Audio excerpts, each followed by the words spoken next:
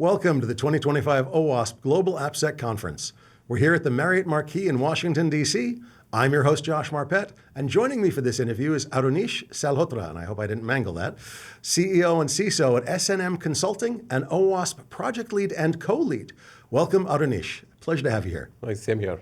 So, Aruneesh, how are you both the project lead and co-lead? Is it the same project, or are they two different ones? It's two different projects, right? Tell me about them. Which ones are they? So one of the projects that I initially got involved, which is anything and everything to do with AI adoption for organization, is called AI Exchange. So our project lead sits in Netherlands, Rob, a very dear friend of mine.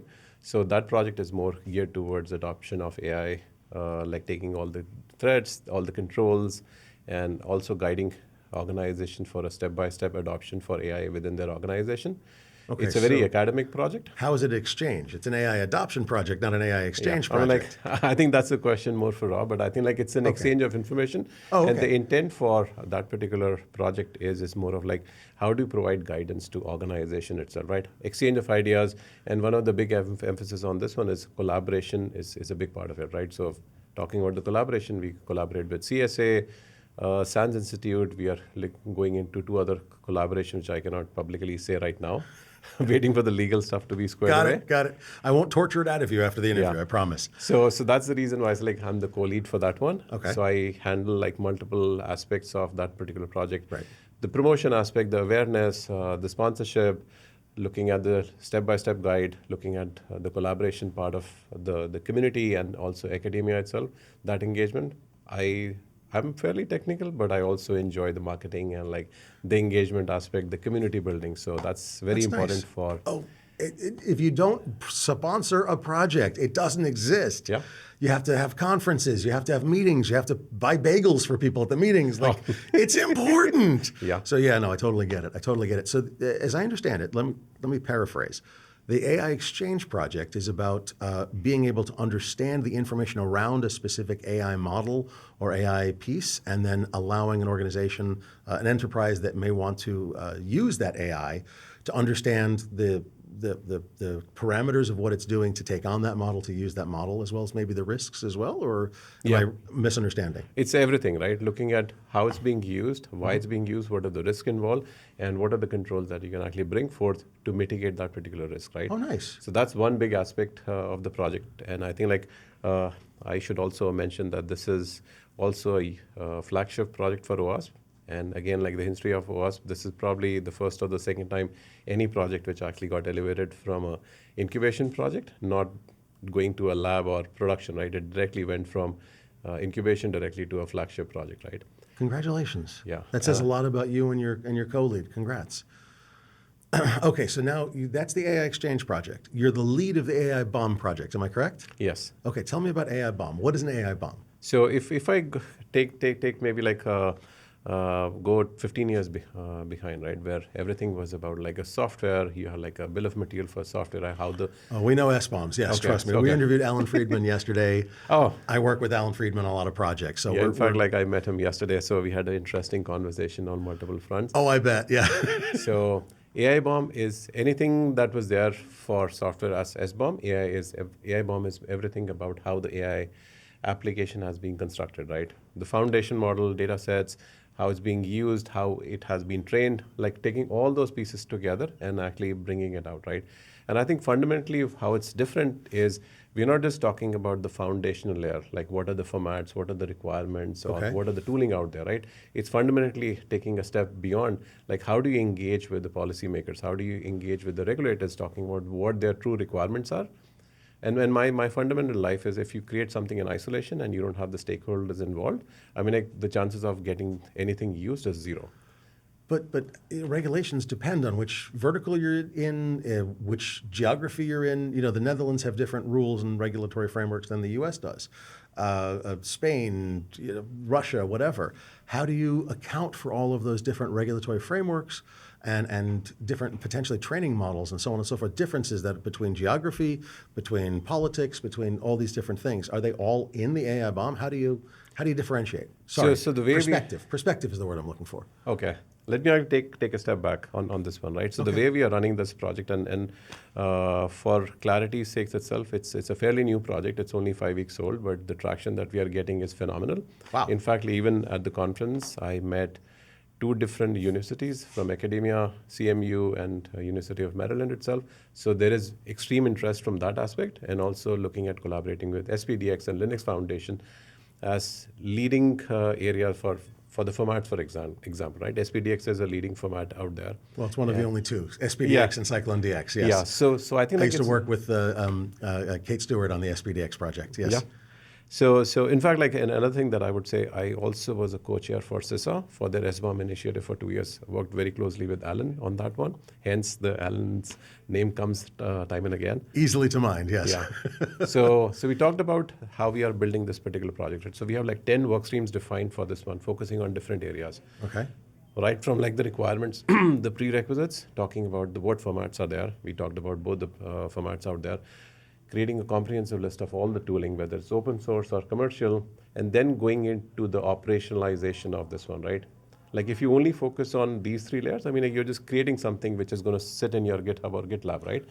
It's like, how do you actually operationalize in the field? Let's say there is on a continuous basis. Continuous basis, like directly feeding into your threat intel. If there is a breach for a foundation model, how quickly can you react? How quickly organization can react to this one, right? Okay, so how do you do that? So we talked about the 3 fundamental layers. Then we have like a work stream which is defined or working on the policy. Okay. There's another like thing which is talking about the collaboration alliances, which becomes okay. Don't create anything in isolation. Create with the community itself, right? Like just because That's what OWASP is all about. Yeah. Just because it sits within OWASP umbrella doesn't mean like we cannot collaborate with Linux Foundation or Eclipse or any other. There's nothing wrong with that. Yeah, right? we have to. And the second aspect, which is a very important point, which is the policy aspect, right? How do you engage with different policy and regulators in multiple regions, right? And because most of the OWASP projects are global in nature, Yes. even in this one, we have like collaborators from US, from Europe, from India, and Asia Pacific, and then the intent is to grow this project just beyond these 3 or 4 major geographies, like going to Asia Pacific, Australia, New Zealand, bring all these people together from different backgrounds itself, and connect to the regulators on a continuous basis, right? So the more prominence that we get for the project, the more acceptance is going to be there, and hence, I'm just representing both AI Exchange and AI Bomb at this particular conference. Next week, I'm presenting at a different conference. Last week, I was at IAPP in San Diego. And like you said, right, sponsorship is an important aspect. When are you going home, man? Come on. My wife would actually kill if I laid out all the plans. So I have like at least 4 more conferences till end of the year. Are you joking? No. Yeah, your wife's going to kill you. You know that, right? Yeah. Like she's going to just kill you. Yeah. You're going to walk in, she's going to be like, who are you? Yeah. My wife did that to me once. It was ugly. Okay, so you're out here popularizing and getting volunteers and collaborations and partnerships with all these different organizations. You mentioned Linux Foundation, SPDX. You mentioned 2 different universities, University of Maryland and CMU. Like, you've got a lot of things going on, and it's only. Are you serious? It's 5 weeks old. Yeah. Oh, I made boy. an announcement on LinkedIn literally end of September, I believe, if I get the date right. And we had like 5 in calls, which is all like publicly available. We actually have a YouTube channel where we actually publish all our recordings so that people can actually watch it. We minute all that stuff. It's on. We have like a public-facing website. Nice. We are looking to uplift and to make it very modernized, like WordPress and stuff. It's 5 weeks old. It's okay. Yeah.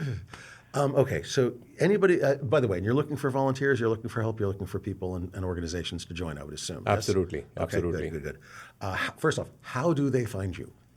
So we have like a public presence on OWASP. Okay. We have like a public-facing website. What's the URL of the public-facing website? It's pretty long. Okay. Maybe you can actually use it towards the end of the video itself. You can actually put traces. We how can to try connect. it. Yeah. You'll give it to us. It's not a problem. But there is a YouTube channel. I think most of the information is on that site. If I Google AI Bomb, AIBOM, can I find the YouTube channel? Can I find the website potentially? That kind of thing? Yeah. I Good, mean, like the perfect. description has everything. The only thing you need to search for OWASP AI Bomb, one word, and then you'll find every possible information. You can go use the recordings. Okay, so now we've got a volunteer core of people that are trying to build bills of material for AI with multiple 10 different work streams for, call it 10 different types of information in the bomb, okay? Everything from what model is it and what data and how is it trained to how do you use it, what are the risks involved, the regulatory frameworks that could be relevant to this AI, that kind of thing. That's fantastic. I got to tell you, that's fantastic. Okay, number one. Number two is, how do I import that and use it in my world? And I realize, again, 5 weeks old. Josh, you're being ambitious. I'm sorry. But what's the plan to make it useful? How do I automate that so that I can say, oh, we're going to do this AI, and the AI bomb project goes, oh, okay, but here's the risks. How do I make that part of my workflow for AI? Does that make sense? Yeah, I think without going into the very specifics, so MVP that we are looking to actually put out there is in the next 3 weeks or maybe 2 weeks. One thing that I can say about myself, I'm very ambitious, very aggressive on my projects itself. So the MVP is slated for the next 2, maybe 3 weeks itself, which should address almost everything that you're looking for, like the guidance and also how do I actually start quickly and what do I need to actually do as a step one, right? Right. And one of the intent for the project is not reinventing the wheel, the good work that's happening in Cyclone or SPDX and stuff, right? There are a lot of tooling out there. It's like bring all these people or projects or initiatives together and build on top of it, right? Like there is no point of reinventing the wheel and trying to figure out what has been done time and again. Okay, so you're not going to be the one that's going to integrate with my DevSecOps integration pieces. You're going to say, I'm going to pass this. You can export your AI bomb as a Cyclone DX or as an SPDX, and then you use those in your workflow, how you're already using them. Am I hearing you properly? Yeah, that's one aspect. And one important piece that's important to actually put it on this particular recording is we talk about all these formats out there, right? Right. But how do you operate? Where do you even store? Is it being stored in your GitHub or is getting in your GitLab? Or there is a PubSub model where the whole industry says, okay, this is my inventory, right? If you want to actually consume something, you actually pull AI bomb or SBomb from this particular repo itself, right? But one aspect which is also important is like, if Josh, you are creating an application, right? You are giving me AI bomb. Let's say it's not commercial, it's fine, right? But if it's a commercial thing, why would you share the secret sauce without any legal binding agreement? An NDA right? of some sort is pretty common for SBombs and bombs these So, days.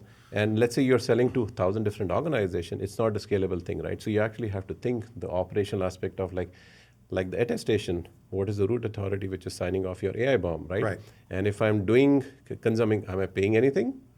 If I'm not paying anything, where is the NDA? Where is that legal document sitting, right? So all those things are far more important than the foundation layer, right? Where I see the industry kind of like lacks to a certain extent is like looking at the technical solution, right? The process and the operations part, which is far more important than the technical controls and technical solutions out there. Okay, so the process, and I love the way that you brought that up. That's awesome, because I'm a big process guy. So the process of using these and using these en masse, like a lot of them, people don't realize how many AIs companies are using these days. You can have a large enterprise using hundreds of them, and then dealing with the bill of materials for all of those and the legal implications and the NDAs you have to sign before you give them out or get them or whatever. It's a nightmare. It's an honest nightmare. So you're saying there are processes that are going to need to be built. We're probably not going to build them for you. You're going to have to handle them yourselves. We're interested in generating the bill of materials for the AI, and then it'll be injected into your process however you see fit. It makes sense, but it has to be a scalable thing, and that's what bothers me. It's not scalable. You're absolutely right. Yeah, and I think like it's important. That's where the collaboration part comes in, right? Collaborating not just with academia or like practitioners, also partnering with like companies out there. Some of them might be sponsoring the project itself, right? But actually, you have to actually partake with the vendors out there who are building these solutions, right? And trying to arrive into a solution which actually really works, right? And it needs to be scalable, and it needs to be flexible. Like some organization would say, because I've been traditionally using SPDX, I want to stick to that one. Some might say like SPDX is not the one that we are using. We want to stick with Cyclone DX. That's important. The flexibility, some organization cannot afford the commercial solution. They want to use the open source, and so on and so forth itself, right? So it needs to be scalable and needs to be flexible. I think the scalable part's going to be the hardest part, to be very honest with you. And I'm curious to see what industry does to make that work. Yeah, so and again, like if I just talk about the timeline for the project, I'm looking to accomplish, along with everybody who's involved in this, the workstream leads itself, within the next 5 to 6 months. It sounds crazy. It sounds... it does. Just no offense. No offense. But yeah, it sounds crazy. Do you honestly think you're going to make it?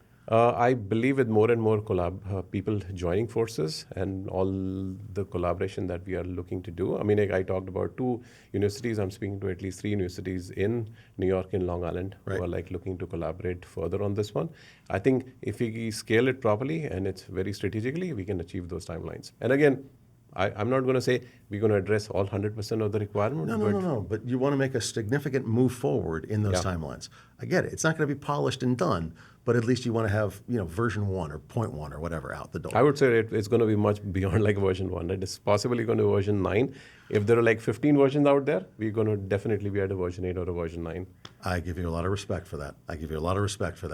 Thank you, Aruneesh, for joining me today. To find all of Cyber Risk Alliance's coverage of this event, please visit securityweekly.com/OWASP-AppSec, all one word. Stick around. We'll be back with more expert interviews. Aruneesh, thank you so much. Very much appreciate your time. Thank you. Thank you, Josh.